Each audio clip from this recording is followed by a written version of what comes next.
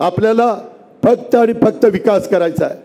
आपल्याला देशाच्या 140 कोटीचं भवितव्य हे डोळ्यासमोर ठेवायचं आहे आणि त्या पद्धतीनं आपल्याला आगेकूच करायची आहे। मी आपल्याला सगळ्यांना या नेते मंडळींच्या साक्षीने शब्द देतो की हे सगळं करत असताना ही विकास गंगा महाराष्ट्रामध्ये चांद्यापासून बांद्यापर्यंत पोहोचवत असताना त्यामध्ये कुठलाही आपला लोकसभा मतदारसंघ जे महायुतीचे उमेदवार निवडून येतील त्या बाबतीमध्ये निधीच्या बाबतीत आम्ही कुठं कमी पडणार नाही।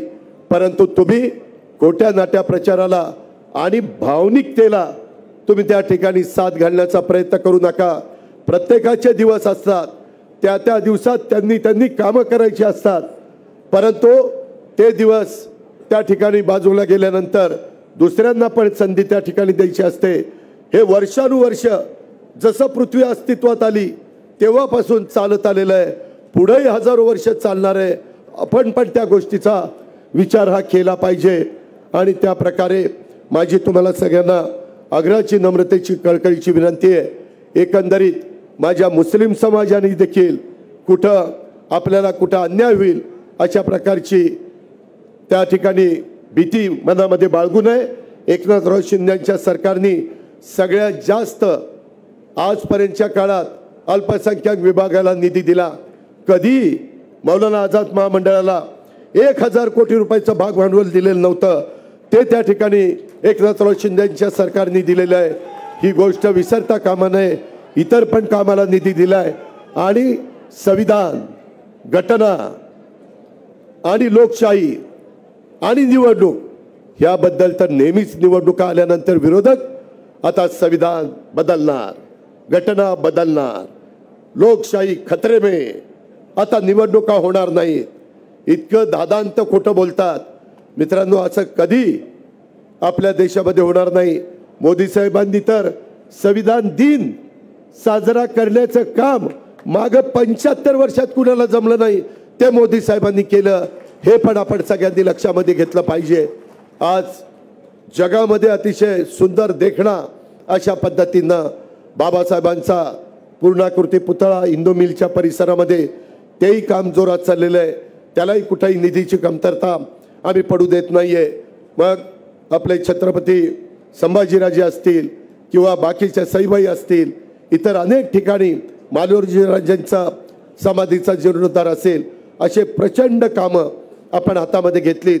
जेवढे सांगेल तेवढं कमी आहे, परंतु माझी विनंती आहे, आज प्रचंड संख्येने भर उन्हामध्ये तुम्ही सुमित्रा पवारांचा उमेदवारी अर्ज भरण्याच्या करता इथं उपस्थित राहिला, त्याबद्दल महायुतीच्या वतीनं, व्यक्तिशः माझ्या वतीनं मी तमाम कार्यकर्त्यांना, तमाम मतदारांना, तमाम माझ्या सहकाऱ्यांना मनापासून धन्यवाद देतो, मनापासून आभार मानतो।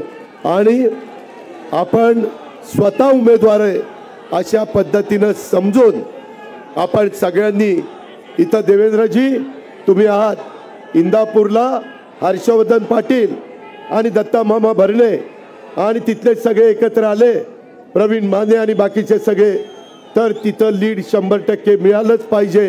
ते मिळण्याच्या करता ते मदत करतायत।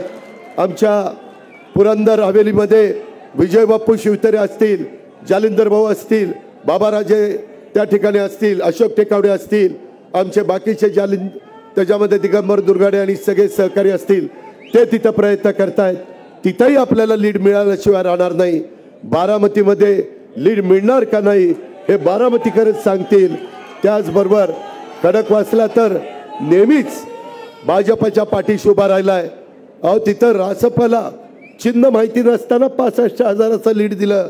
आता सगळ्यांनी काम केलं तर माझा खडकवासला देखील लाखाच्या पुढे लीड दिल्याशिवाय राहणार नाही।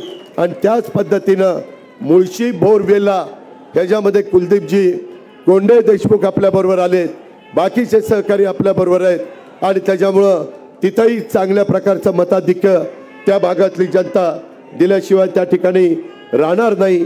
त्याचबरोबर आपला पुरंदर बारामती दौंडमध्ये आज जोडी चाललेली आहे, मिस्टर आणि मिसेस राहुल कुल आणि आप्पा पण शेजारीच बसलेले आहेत।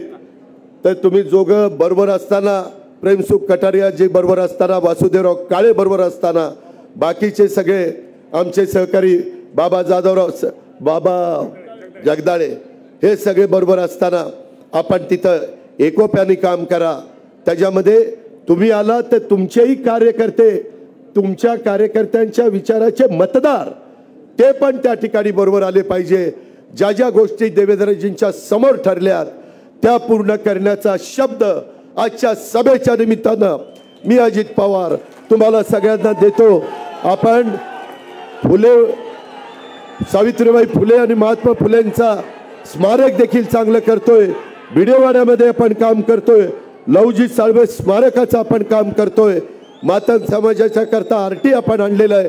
खूप काही आपण केलेलं आहे. खूप काही अजून आपल्याला करायचं आहे. त्याकरता सुनेत्रा पवारांच्या घड्याळाच्या चिन्हाच्या शेजारचं बटन दाबा. काही जण म्हणतात ह्या नवख्या आहेत. अरे अजित पवार 91ला उभा होता, नवखा होता. तिथं सभा करताना हातपाय लटलट लटलट कापत होते, कारण नवीन सुरुवात होती.